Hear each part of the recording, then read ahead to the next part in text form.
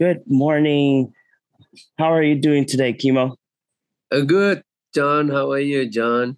I'm doing good. Thanks for asking. So, today we're going to be talking about the film Dancing Village The Curse Begins. I would love to pronounce the original title name, but um, I don't want to destroy it. Yeah, man. I mean, it's most of us, even for the Indonesian, it's quite difficult to pronounce. That particular Okay. long word. So, Kimo, starting off the bat, Yes.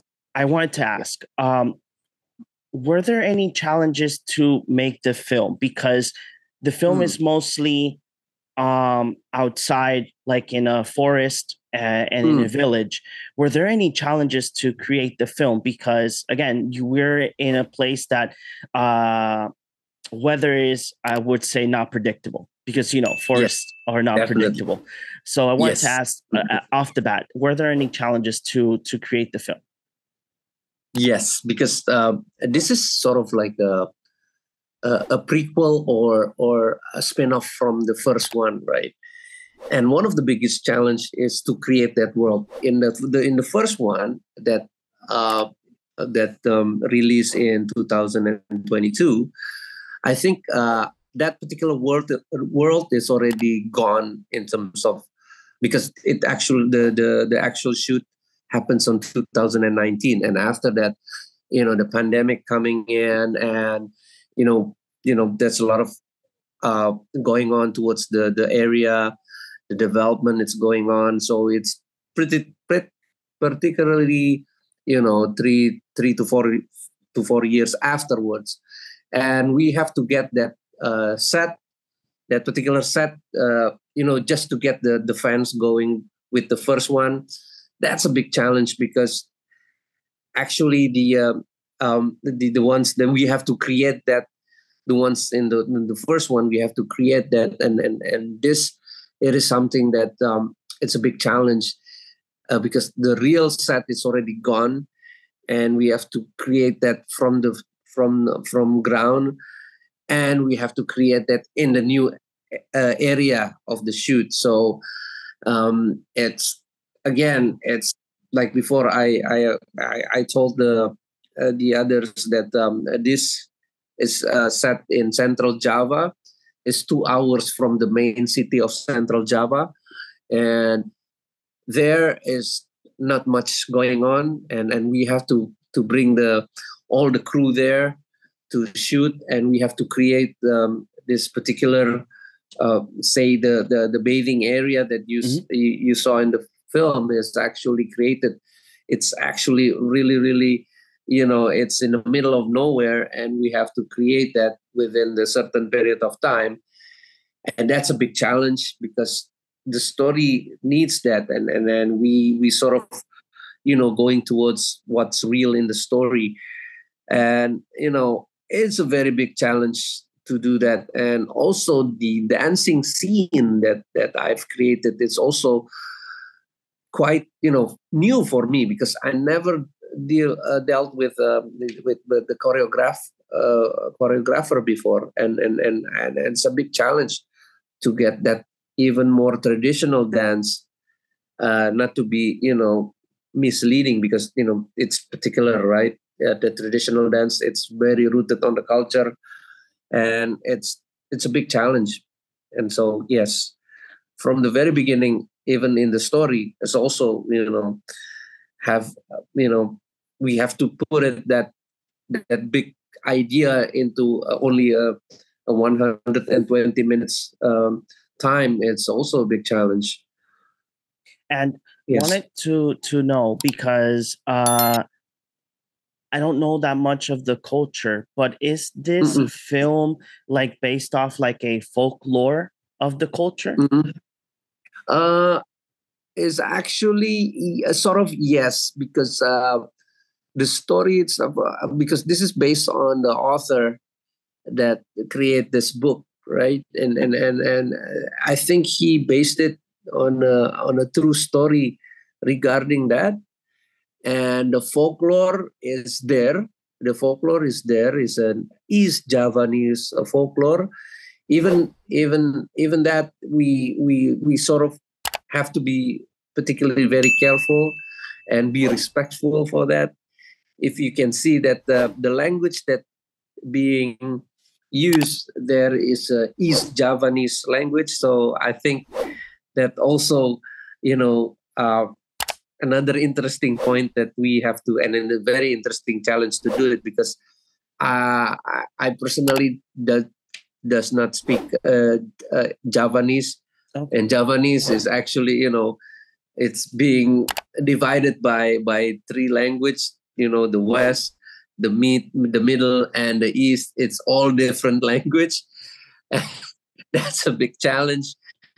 And yes, there is a bigger folklore in East Java, and one of it is that we are based in this film.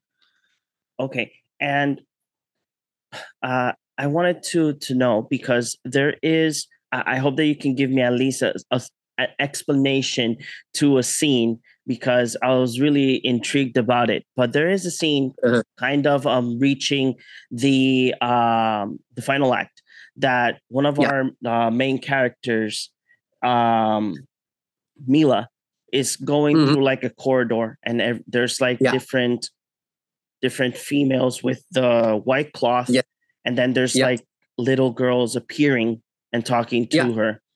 What is the meaning of the corridor and these females with the white cloths? Because I understand that the white cloth for the shaman, for the dancers is one thing, but in this case there's like a meaning to it. So can you give me a little explanation about it? Yeah, it actually a male. So when he's meeting with the male with the white cloth, right, and then there's a little what do you call it,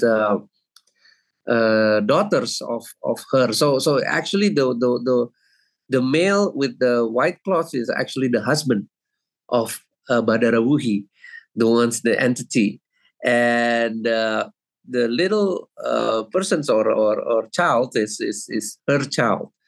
So it sort of it names it Meranti. So it's sort of deformed, because you know the husband that Badarawuhi take is a people from the village, or from far from the village, who get seduced by her.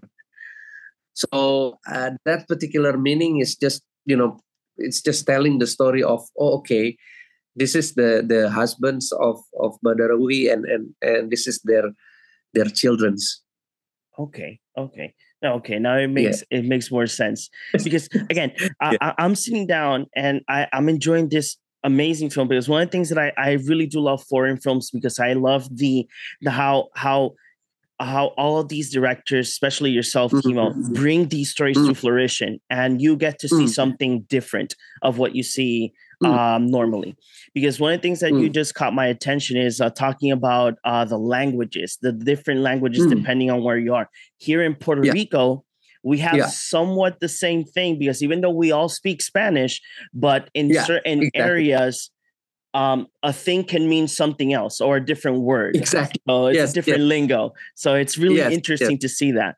And what inspired you to make the prequel to the first film?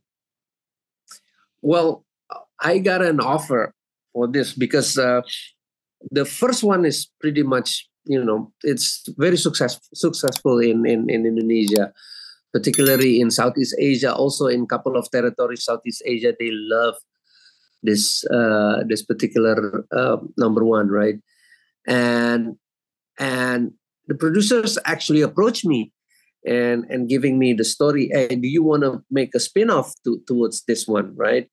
And of course, from there, because of the you know the IP that pretty much known in the area, I think it's very interesting to me.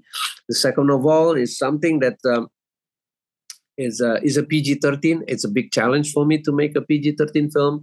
I never went there before, and I think that's a territory that I have to, you know, be brave to go into, because, you know, my particular, you know, as a filmmaker, you want a larger audience than just a particular R-rated movies that I already go into. And from there, and also the author for the first one came to me and tell me this story about this whole story, right? And then I think at the first time, okay, this is getting more and more interesting, and particularly it's a different entity than it used to be, because Badarawih doesn't doesn't go for the kill like any other entity, right? Mhm. It's sort of playing your psychologically, and keep asking you something, and if you say yes to it, then you will be trapped there forever dancing. So that particular matters that very interested to me, and I think that that's something that I will challenge myself to make it good. Okay, so going off that, Kimo, wanted Mm. to know, since the conversation started, you have mentioned that this Mhm. this film has been an experience for you because there's a lot of Yeah, changes in what you are usually used to doing. yeah. How does it feel? How did you feel when you sat down and saw the finished product? And what I would say, what things that you gain as a director by Mm. going through these challenges? I think um, this challenges me a lot, man, because I think when we decided to shoot in IMAX, I think that's one step of my career. Because not many people have that opportunity to do that, and based on something that before is actually already big, that also something gave me a big challenge because I have to adapt whatever it is already being established, whatever the world that's being established. That make me also very careful to deal with the universe. I think that's one of the learning curve that I got.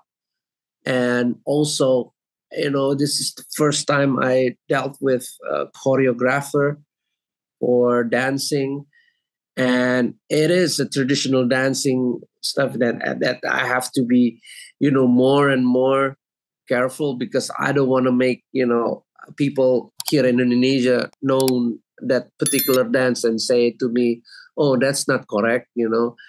I have to be more careful in terms of that. And hopefully, so far we already released here in Indonesia, there is no such comment on that.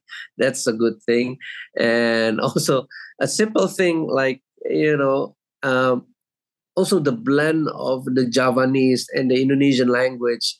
Also, that's something that particularly 100% I sort of giving in a very delicate matters in terms of that, because my previous film actually doing the same thing with the Javanese language, and it get hammered by the critics because I get it few of them wrong. And right now when doing this, I actually be very careful to that. And we don't think that this movie could travel, and it did travel to the US right now. And I think if I've known that from the very beginning, I think I will be more giving more explanation towards the culture. But yeah, that's something that we cannot predict, right? And thank God is actually going to be released in the US, and I'm very thankful for that. Hopefully that people can actually see this something interesting, and something new for you guys. Yeah, thank you very much, Kimo, for those words. And Thank you, John. the movie is phenomenal. Thank you for giving us the time to talk about Dancing Village: The Curse Begins. Thank you so much, John. Thank you for having me. Bye bye. Bye bye.